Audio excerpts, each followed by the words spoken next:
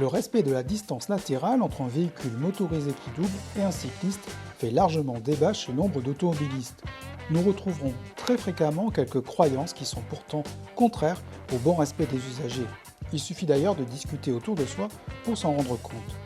La première chose est de croire qu'en écourtant le dépassement par une augmentation de la vitesse permet de mieux respecter les cyclistes. Au contraire, cela favorise un sentiment d'insécurité et contribue aussi à freiner la pratique chez les moins expérimentés. D'ailleurs, l'article R413-D7 est relativement clair sur la posture à avoir en cas de dépassement.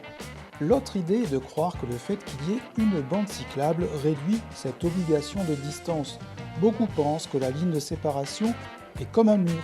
Pourtant, contrairement aux idées reçues et très tenaces chez beaucoup d'automobilistes, ce qui compte, c'est la distance entre le véhicule et le cycliste et pas les dessins qu'il y a au sol entre ces deux usagers.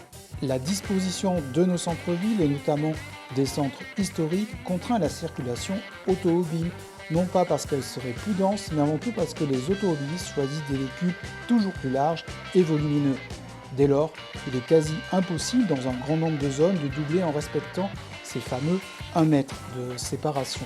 Nous voyons trop souvent les images comme celles qui passent à l'écran et qui montrent que des facteurs aggravants sont souvent constatés tels que la taille du véhicule ou des conditions météorologiques.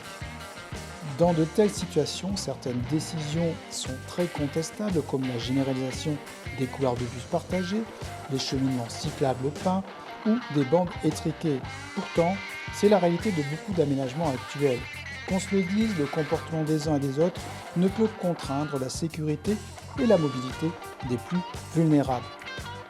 Bonne route à tous et nous nous retrouverons très prochainement sur la chaîne.